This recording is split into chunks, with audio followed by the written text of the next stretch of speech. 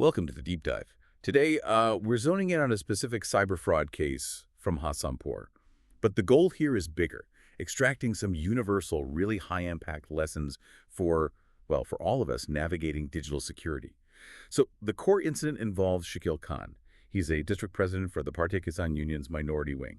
And unfortunately, he lost $35,000 to online scammers. Now, it sounds straightforward maybe, but the way they did it, that's the key. That's exactly it. Yeah. Our mission today is really to look at this not just as, a local crime stat, but as a kind of blueprint, a worrying one for this rising threat of what we call digital impersonation scams. This case perfectly shows why just general awareness isn't quite enough anymore, especially when criminals learn how to weaponize the trust you already have. Okay, right. Let's unpack the anatomy of this scam then. They didn't just send a random phishing email, did they? They built immediate trust somehow. How exactly did they manage that first critical step? Well, it was targeted, definitely social engineering. The fraudsters, they first managed to hack the mobile number of a close friend of Mr. Khan's. This friend was in Haridwar, apparently. So Khan gets a message from a number, a contact he recognizes and trusts. That's the most powerful tool they have, right? That trusted sender ID.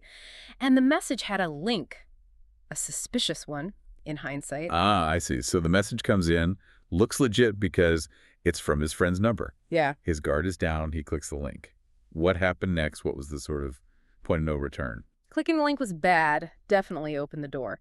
But that was maybe only half the battle for the fraudsters. The second and maybe even more critical error was the psychological pressure. They managed to convince him to share multiple one-time passwords, OTPs. Multiple, not just one. Exactly, sharing those OTPs one after another. That was the moment his account was fully compromised. See, they often need both parts, the click link and your active cooperation with the OTPs to actually steal the money. And it happened fast, I gather. The $35,000 was gone before he really processed what was happening. But to his credit, he acted quickly afterwards. Called the bank manager at HDFC, got the account frozen, filed complaints with the Kotwali police and the cyber cell too. That rapid response is so important, isn't it? Absolutely vital. And it's fascinating how this specific Hasanpur case, it connects directly to a wider trend. This tactic, hacking a known contact to exploit trust, it's spreading really fast, especially in semi-urban and rural areas like parts of Uttar Pradesh. It works because it preys on, perhaps lower awareness about the kind of verification needed for digital interactions. People trust the contact name. Yeah, that makes sense. And the local authorities, Circle Officer Deep Kumar Pant, explicitly warned about this. He stressed that scammers impersonate friends precisely because it bypasses suspicion so effectively. It's the fastest route to getting someone to comply. So, okay, we know the basics. Don't click weird links, don't share OTPs. But based on this case, what are the rock-solid defense steps for listeners, especially when a message seems to be from someone you know? Right. Good question. Cybersecurity specialists are pretty clear on this. In these scenarios, your default stance has to be a bit of a healthy distrust towards the digital message itself, even if the sender looks familiar.